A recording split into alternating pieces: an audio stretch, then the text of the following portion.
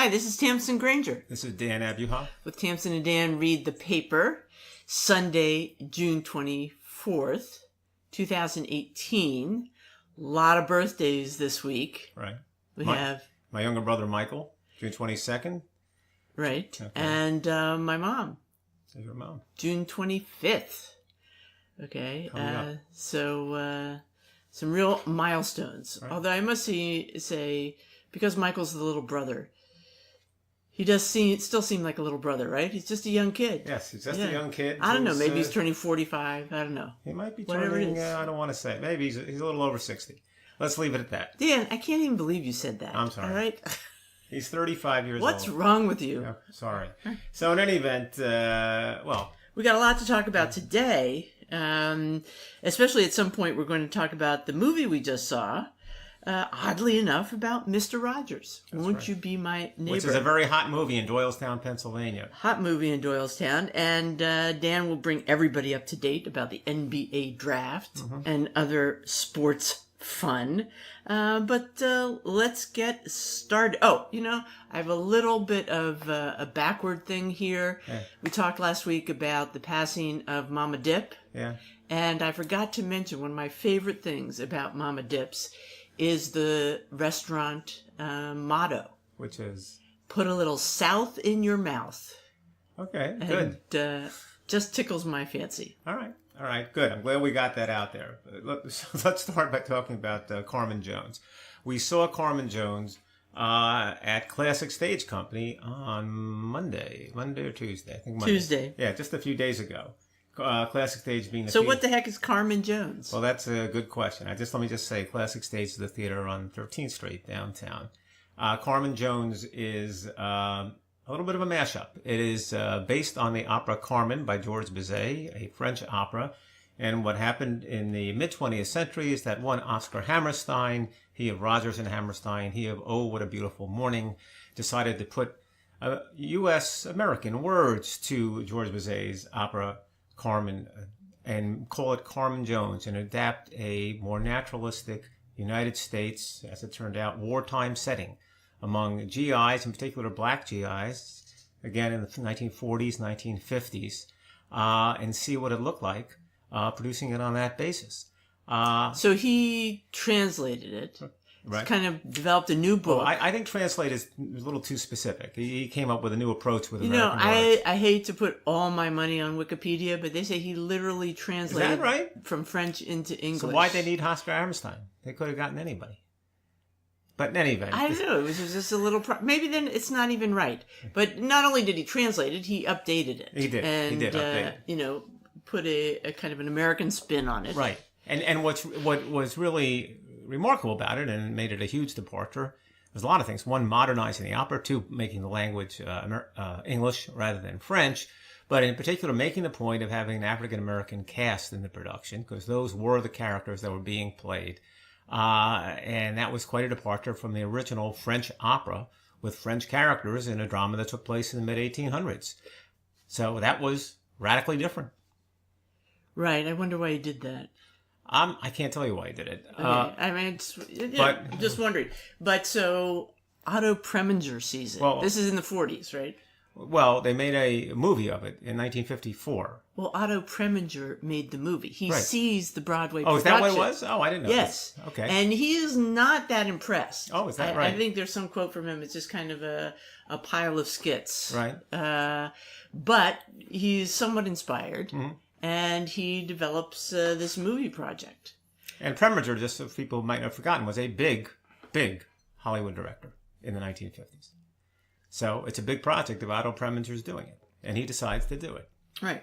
With an all-star black cast. Okay. Featuring Harry Belafonte, which was a huge name at the time, and still alive, by the way. And for those of you who go to Yankee games, when they play Deo in the 6th or 7th inning, that's Harry Belafonte, calypso music, and the like. And Dorothy Dandridge playing the Carmen part, not as big a name as Harry Belafonte, but an African-American actress who was great in this movie, and Pearl Bailey. Right. So Dandridge was worried about her performance. Right. He got very nervous. Right. And so Preminger consoles her and they end up having an affair. Right. Well, that happens. But anyway, but what I think is sad about it is once, and she gets a great deal of sort of kudos for her performance. Right. She's nominated for an Academy Award. Right, for Best Actress. Yeah, loses out to Grace Kelly Right. in Country Girl. But when she's offered other parts, not leading parts, Preminger discourages her and says, you've had a lead now. And her career after that goes nowhere. Well, there is... I'm highly suspicious. Oh. I think Preminger, kind of ruined her career. There's a movie about Dorothy Dandridge. Halle Berry started Dorothy Dandridge. So I didn't see it. Does it make that clear? I didn't see it. Am I? But people can see it. I mean, Dorothy Dandridge is kind of a figure, tragic figure. She died in her early 40s of what people think was a drug overdose. But to get back to the film, so the film was released in 1954, and people don't know exactly what to make of it. On the one hand, it's dubbed. It's dubbed. Oddly enough. Well, you can't... Belafonte and Dandridge, both, their singing is dubbed. Right. But that's okay. I don't think that bothers anybody. What's interesting is you found a review in the Times, which is, frankly, a little racist. Or at least it sounds that way, and it shows some confusion. This is by Bosley Crowther, who was a very well-known film reviewer in the 1950s.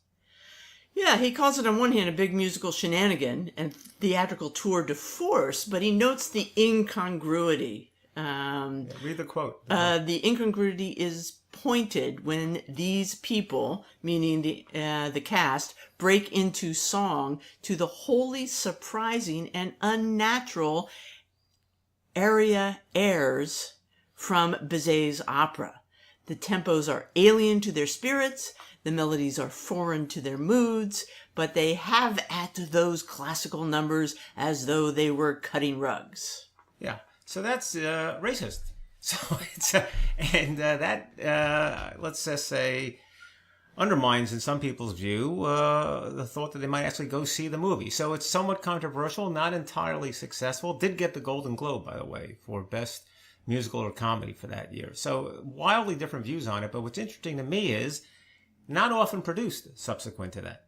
You don't see it produced in plays. You don't see a redone movie. You don't hear anybody talking about the film. It still gets bad reviews. Well, to the extent that anybody when people update, like but it's just not a hot property and not top of mind in the culture until Classic Stage brings it back, and Classic Stage does a full production in their fashion, and that's what's on display now down on 13th Street. And it is, as Hammerstein wrote it, it is the opera. It's with his words. It's with the updated plot. It's with African-American performers. And updated lyrics, in a different context. Right. And what did you think? I liked it. I liked it too. I thought it was great. I thought the cast was terrific. Yeah. The singing was terrific. Annika Noni Rose played Carmen, and she was sultry. She was everything you wanted in Carmen, right? Yes. Beautiful, wonderful voice. She's a Tony winner. Did you know that? Yeah, in Caroline or Change. Yeah, and she was in Dreamgirls. But more than that. The movie. Yeah. More than that. She was the voice of the princess in The Princess and the Frog. Fabulous. Okay. Just want you to know. Yeah. And then there's Clifton Duncan as Joe. And so, I mean, basically the plot is that Carmen, sultry bad girl, lures all-American good guy Joe away from his longtime hometown honey, Cindy Lou. And, and all the complications that ensue. Okay? But I think it's interesting when you told me before about Clifton Duncan. We saw him at Encores this year, a few months ago, in a performance, performing songs from a play which seemed awful. We didn't know why. No, his song was great. Hold on, the play was awful. Yeah, his song. That you're right. This guy comes out in this what I call a bunch of meaningless songs. Don't know what we're watching. He comes and he does a song and he is great. And you said you read something. He brings down the house. Brings down the house so much so that you said you read something that people recognized him on the basis of that performance as a leading candidate. Singing actor. Yeah, on in Broadway. The New York stage. And sure enough, here he is. Yeah, but we said that in our broadcast. I'm sure those who have been listening can remember and will go back and say, Why would you play any of those songs Right. as a showcase for this terrific young actor and his And voice? there's one other person we should mention, at least one other, and that's David Arendamani, who's the fellow who played Husky Miller, who is the... Yeah, I don't know anything about him. He seems to have done a lot of TV. He was in the Book of Mormon, and he was in The Color Purple, where I expect he ran into John Doyle, who was the director of The Color Purple, and is the artistic director of Classic Stage. Yeah, but he was great. I gotta say, my personal favorite was someone, I'm not sure how to pronounce her name, Soara Joy Ross. Right. She had a terrific part. I think it must have been the Pearl Bailey part. Must have been, yeah. And she had tremendous charisma, wonderful voice, and she patted you on the arm. So, well, that's what you saw. There's a little more to it. All that I saw. Yeah, well, look, here, you've underscored something which I think is important before we move on. It is, and to me, this is the biggest departure. Put aside the fact that it's a black cast, put aside that it's modernized. The fact is that they're taking an opera. An opera is a lot of presentation, a lot of flourish, a lot of spectacle, a lot of large orchestra, and they're bringing it down to a smaller scale because that's the nature of what Classic Stage does. They have an orchestra, but it's not a big one. And it's 200 people in the theater. It's a small theater, and it's very intimate. They didn't have an orchestra, Dan. They had about 4 pieces. Okay, all right, fine. But that's my point. Yeah. And it's a naturalistic, much more naturalistic, lower key setting. And that to me is the biggest jump. The idea of taking something which is normally just a huge spectacle and bringing it down in more human scale. And the question is that successful? And I think that's as big a transition as there is here. And I thought it was. It was interesting. It's quite different. I'd be very intimate performance. I'd be interested what regular opera goers would think, because you don't have a lot of the lavish appointments that are associated with opera here, but you have a lot of other intensity. Well, yeah, it goes back to the beginnings of opera, where performances would be very small and they would be in somebody's ballroom. Oh, that's the way they did it, yeah. So anyway, we enjoyed it, knowing nothing about opera and knowing nothing about the opera Carmen.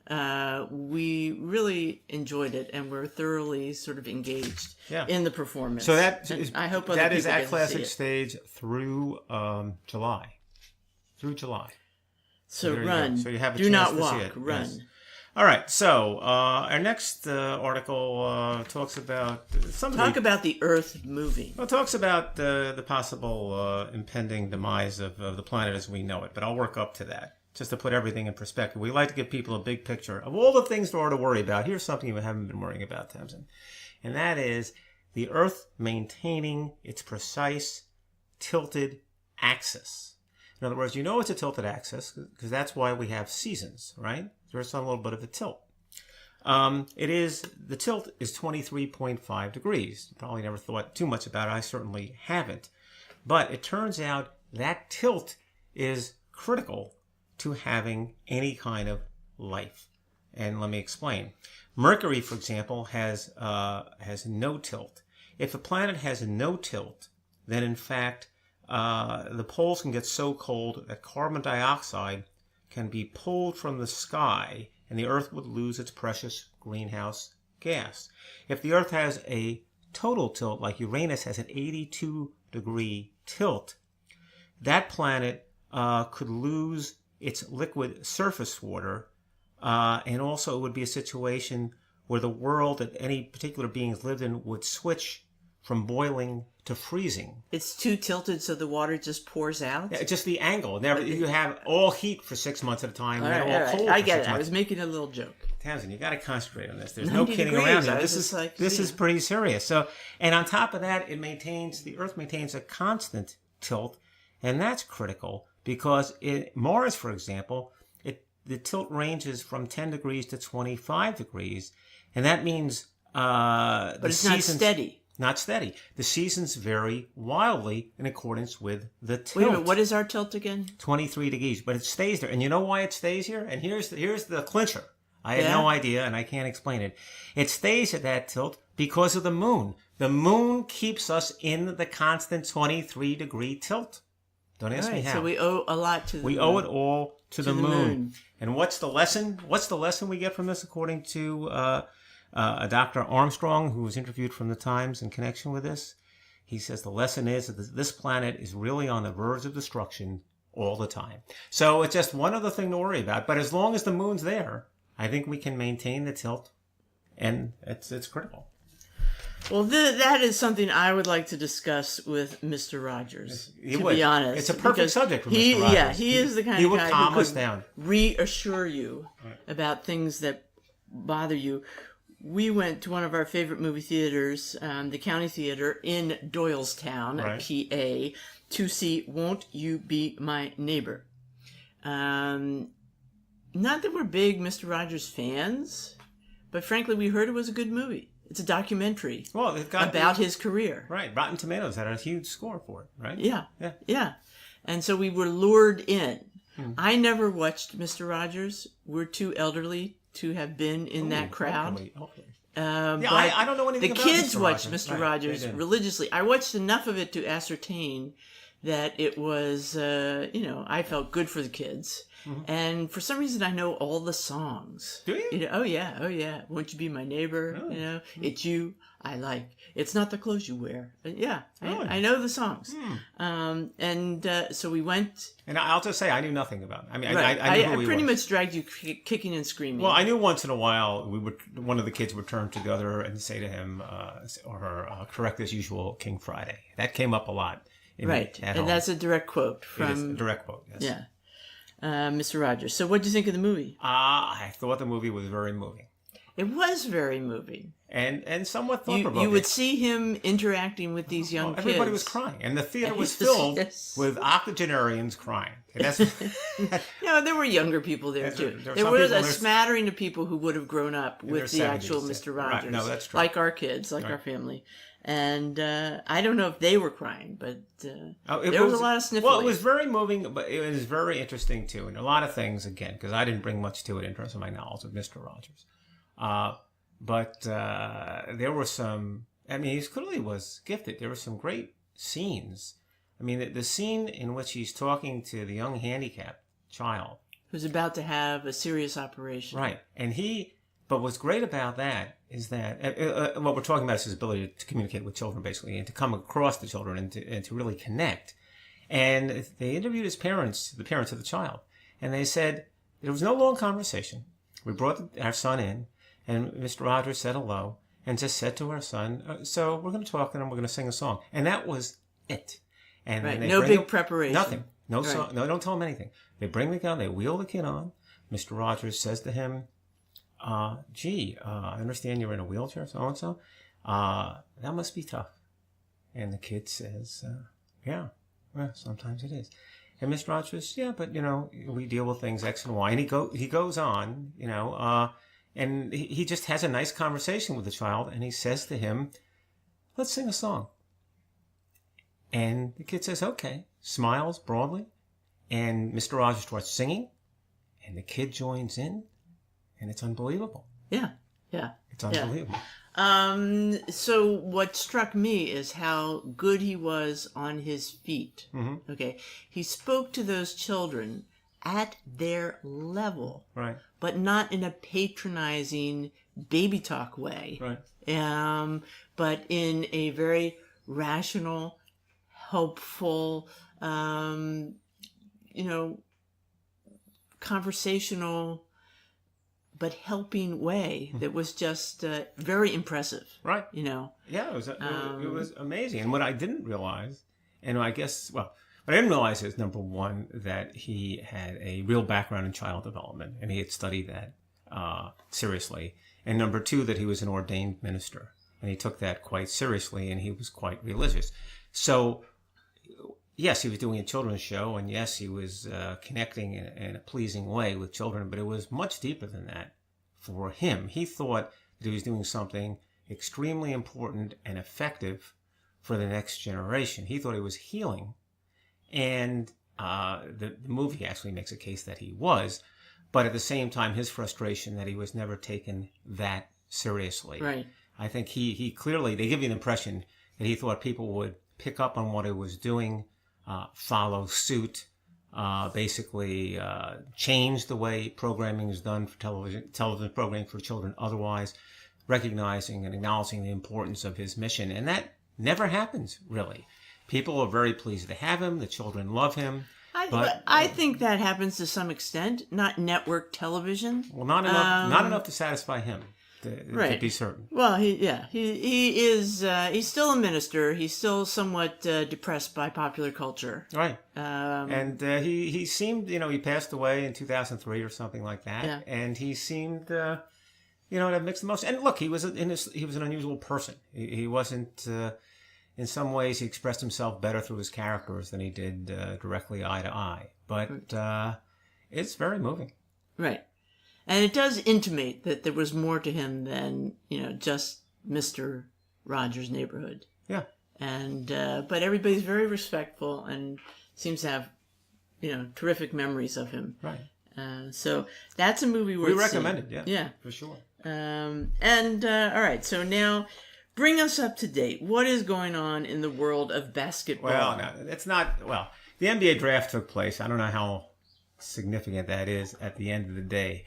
But what's interesting is that I read an article in the Times that written around the same time about the Earth's Axis article, and it was a very similar article, except it happened to be about basketball. Because what it said was that the NBA draft is the subject of a lot of study and whatever. It means a lot to all these teams to pick the right player, but that it's really impossible to do that. That scientists study this and apply statistical analysis in the same way they study the tilt of Mercury. And they can't quite figure out exactly what the best approach is. And the result is that the quality of draft choice that one might expect between, let's say, the 10th and the 20th choice is negligible. And notwithstanding that people make quite a big deal about having a strategy to lose, called tanking. You've heard about that, specifically with the 76ers. The idea about losing for seasons to get high draft choice. They say that is not the way to succeed in the NBA. And the reason is that you cannot assume that you're going to be successful in those draft choices, which is quite an interesting thing. And they do take on the Sixers in particular, and people love to say, well, they've turned the franchise around because they have a couple of fine players now in Joel Embiid and Ben Simmons. But they do talk about the fact that they also made some very poor picks who were very high picks. So there's no such thing as sabermetrics for No. Basketball? There is sabermetrics. Okay. There is sabermetrics. Oh, it's a lot more complicated than getting the high picks. The sabermetrics can apply for any particular pick. And they say what's much more important than a team tanking and getting a high pick is having a very sophisticated management team that can evaluate players, because there's going to be good players available, whether it's number 5 or number 25. That's their theory. So the test this year, for example, we'll have to wait a few years to really know, is the Knicks take a player at 9 named Kevin Knox. Kevin Knox is very athletic, played 1 year at University of Kentucky, 18, 19 years old. We'll see. The Nets take a player at 29. That's 20 picks later. His name is Zanan Musa. M-U-S-A. He's from Bosnia. He's 6'9". Well, according to some people, number one, the Nets are one of the top 5 teams in using sabermetrics and evaluating talent. This guy may be a better player than Kevin Knox. But they do really badly. The Nets? No, it's just a matter of time. I can go into reasons why they're done really badly, because that was a different management team. Okay, so now with sabermetrics. We'll see. But Mr. Musa or Wusa? Musa. But here's one other aspect to it besides the numbers. Throw the sabermetrics out. Okay? One of the things you're deciding when you pick a draft choice is to see if the maturity to manage the NBA situation, which is difficult. They're 18, 19 years old. And a lot of them go off the rails. Yeah. Well, let me just make one observation here. I'm sure Kevin Knox is a nice young man or whatever, or maybe he is, or maybe he isn't. I don't know. But they put that question to Mr. Musa from Bosnia. You know what he said? He said, I've been on my own since I've been 11 years old. So he's ready for it. And I've been playing in a league with grown men for the last 3 years. Yeah. I think I can play in the NBA. So we'll see. We'll see how that goes. It would be nice if the Nets... I'm telling you. Year or two. That's the team. Okay. Front page of the Wall Street Journal this weekend. Yes. Parmesan thefts great on Italian cheesemakers. Ooh. Isn't that a great headline? That is a great headline. and they're covering thefts of Parmesan cheese. Most recently, a theft in Italy where they made off with 25,000 pounds of cheese. The thieves took 271 wheels of organic cheese weighing 90 pounds each, with a total street value of $300,000. Oh my God. Okay.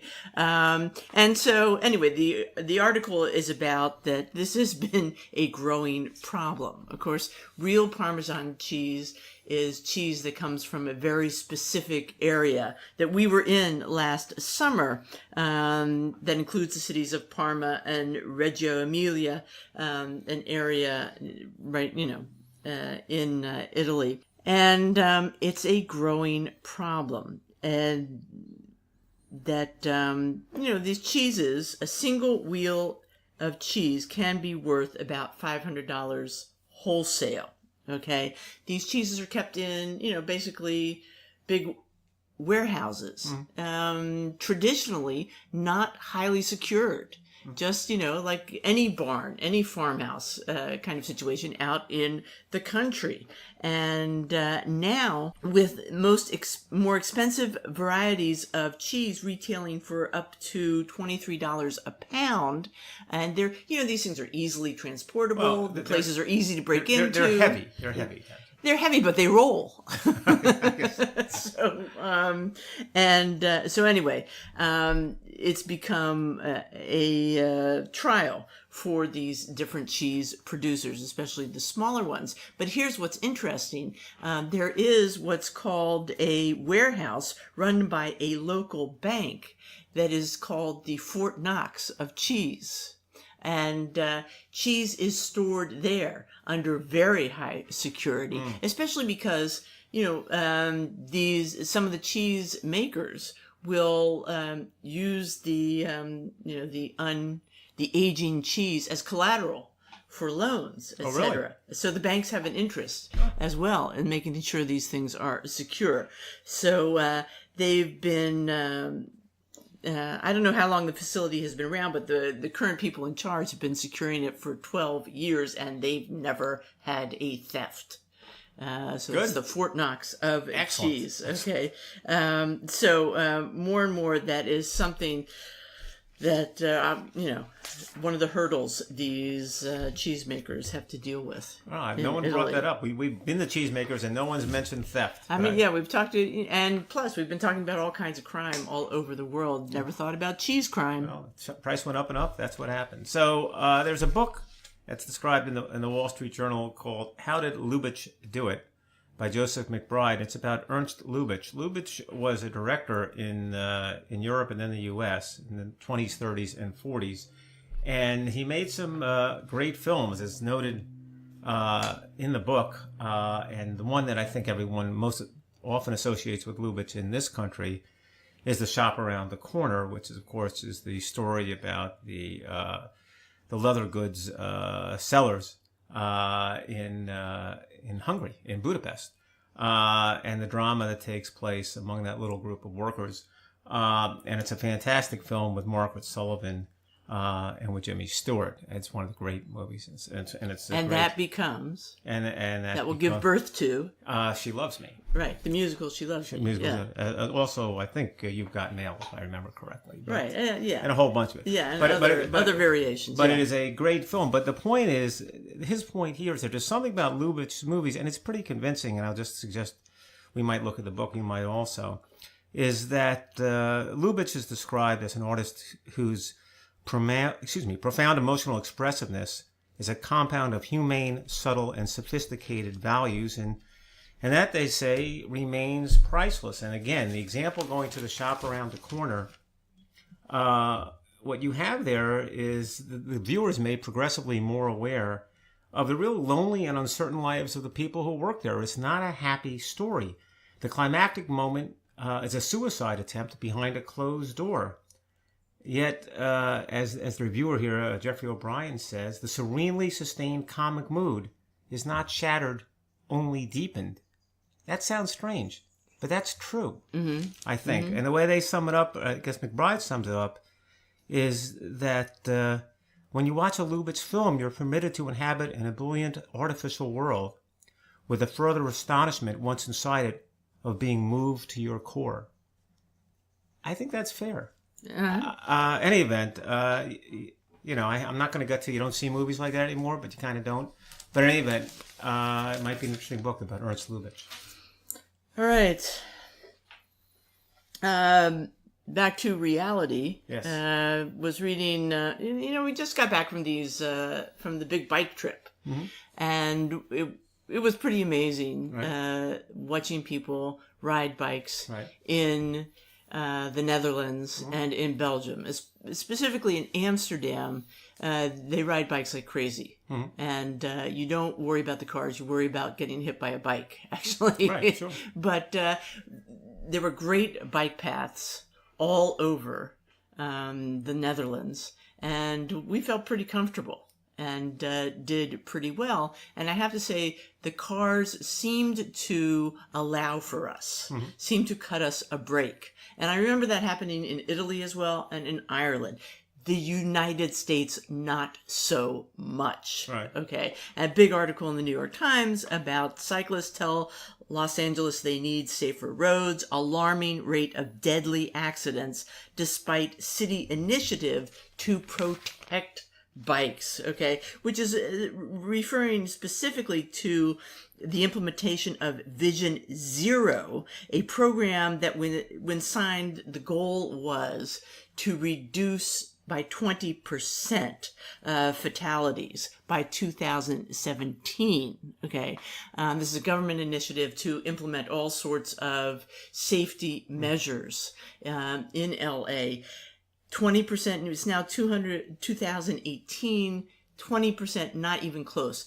They reduced deaths by 3%. And the area that things are specifically seem to be getting worse is in South LA. And really, people are treating roads like highways, and the cyclists feel less and less safe. And I can really sort of empathize with that. It just it seems to be cyclists are considered in the U.S. kind of something that's in the way, not something that can share, somebody who can share the road. And so it's kind of a sad story of various deaths and accidents happening. And there is some thought that this happens more in South LA because it's a economically lower scale area, and people just don't even have the respect for lives of the people down there. It's what the article implies, that people, that the drivers are, don't take someone on a bike as seriously because it's largely homeless people, etc., which is just an awful thought. So here's hoping that the U.S. can begin to deal with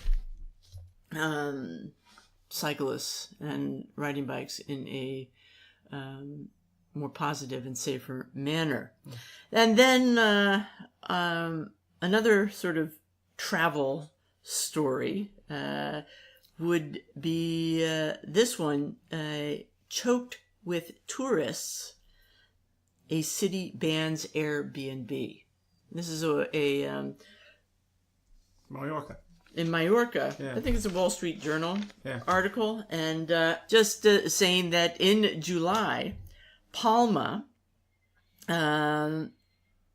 in Mallorca is going to will ban the short-term rental of apartments through Airbnb and other home sharing websites.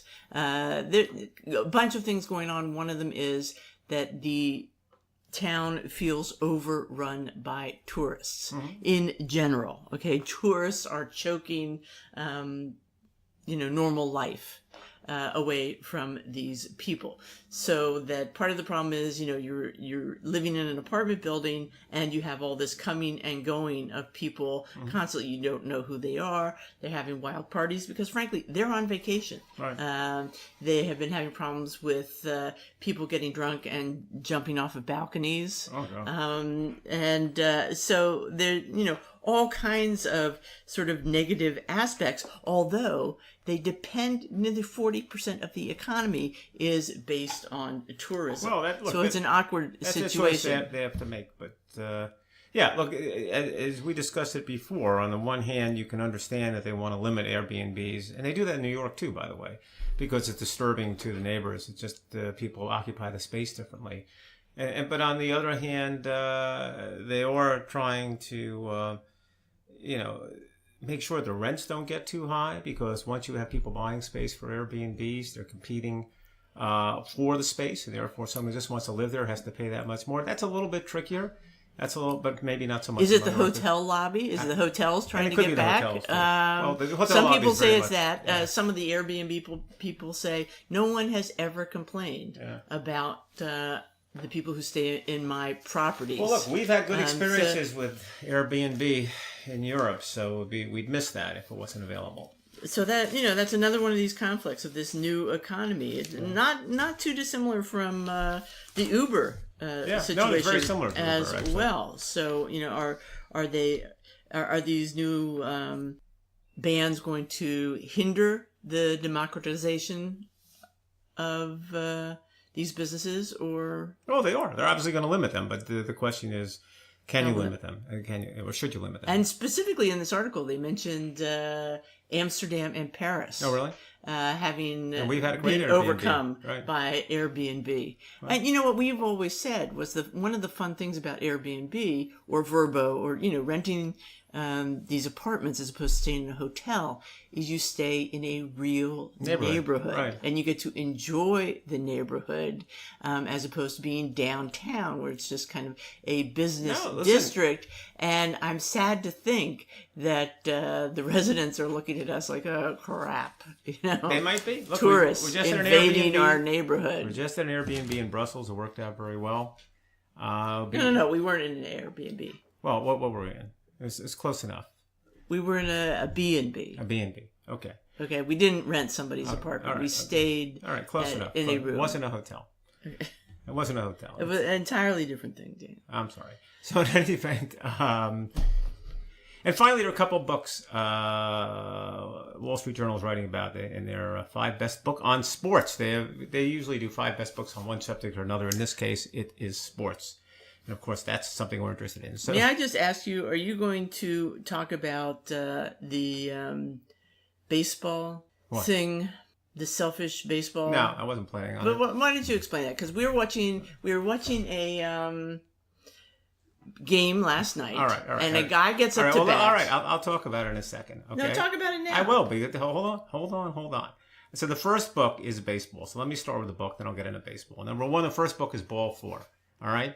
And I'm not going to dwell on it. That's Jim Bouton's book, which was the expose about the way ball players really were, hard drinkers and whatever. Came out in 1970. I'll tell you right now. Also, it's not a great book. It's just a funny story. And the funny story they have here is that he did expose that Mickey Mantle, everyone's hero, was a huge drinker. And he tells one story that Mantle gets smashed one night, comes in the next day. He's too sick to play because he's hungover. They bring him up as a pinch hitter in the 9th inning. Hits an enormous home run. He comes back to the bench. He staggers back to the bench. He sits down. He squints. People are cheering like crazy. Mantle turns to Bouton and says, "Those people don't know how tough that really was." The thing that you were talking about in terms of the baseball yesterday, we were watching the Met game. Mets were playing the Dodgers. John Smoltz, who does the color for Fox Sports, who is really an excellent announcer, is a Hall of Fame pitcher. He knows the game.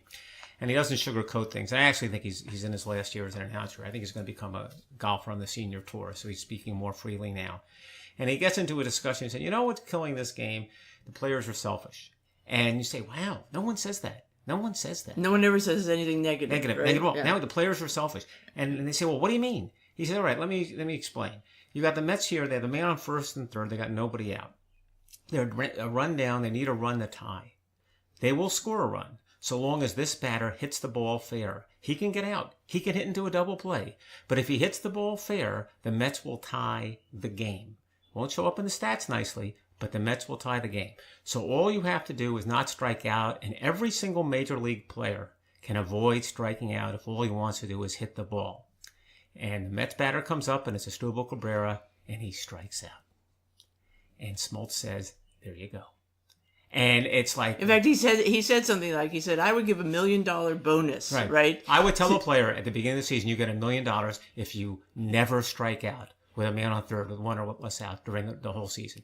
That's the way the game should be played, but no one plays the game that way. And it was a startling indictment. And it was unbelievable here on national television, and I'm sure no one picked up on it. No bonus, no $1 million for quadruple today. And he called it a selfish strikeout. Yeah. He said that's selfish play. He's going for his stats. Yeah. His stats. Well, in any event, so there's the story. So there are two other books I want to comment briefly, very briefly, and here's why. To me, the most meaningful sports books are the epic sports books. They're not just about someone won a tennis match, someone won a baseball game, but there's just a lot more at stake. It's almost like life or death is at stake, and there's something about sports that does allow it to reach those epic proportions sometimes, particularly with the right writer. It certainly seems that the stakes are that high. So there's one book called Ghosts of Manila by Mark Cram, who was a big writer for Sports Illustrated for years, particularly boxing. And he's writing about the thriller in Manila between Joe Frazier and Muhammad Ali. And as described here, they talk about it, all the enmity between Ali and Frazier. They hated each other. And Frazier hated Ali because Ali taunted him. No one talks about this now. Ali taunted his opponents, called him an Uncle Tom, belittled him, berated him. And Frazier says to his corner, whatever happens, don't stop the fight. This is the end of him or me. And they go to the fight, and the first few rounds are Ali. And suddenly in the fifth round, Frazier takes over, and he puts his head down, and he pummels Ali for 6 straight rounds. He's going to win. But Ali, in miracle-like fashion, in the 11th round, recovers and starts hitting back at Frazier. And sure enough, the huge cut opens up on Frazier's face above his eye, and he's bleeding profusely. And in the 12th round, Frazier's trainer stops the fight. And Frazier shouts, no, you can't do that to me.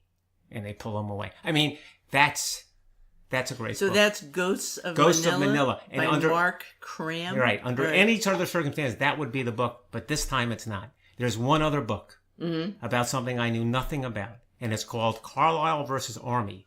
And it's by Lars Anderson in 2007. And it's about a game between the Carlisle, Pennsylvania Indian Industrial School football team. Native Americans playing college-level football. Star of the team, Jim Thorpe. The greatest... Oh, I've heard of this. Right. Was it in a movie or something? I don't think so, but I don't know it. But the greatest athlete, in many people's view, ever in the United States. Jim Thorpe's the star of this team in 1912. They're going for the national championship, if you can believe it, in 1912. This Native American team, 22 years after the massacre at Wounded Knee, the massacre in South Dakota by the U.S. Army of Native Americans, they're playing who else but West Point for the national championship, who has a big star on the team, running back and linebacker, whose name is Dwight Eisenhower. Oh, my God. Right? And they get to the warm-up before the game, and the coach of the Carlisle team comes forward, and his name is Pop Warner. That's right. It's the Pop Warner Football League. It's the Pop Warner. And here's what he says. He says to the Native Americans, remember that it was the fathers and grandfathers of these Army players who killed your fathers and grandfathers, who destroyed your way of life. Remember all of this on every play. Wow. Carlisle versus Army by Lars Anderson. So we're going to look at that book. And that's all we have. We're going to take you out, as you might be hearing in the background in just a second, with some of the music from Carmen to remind you to see Carmen Jones at Classic Stage. And until next week, this Tamsen Granger. Dan Abuhoff. Tamsen and Dan read the paper. Thank you.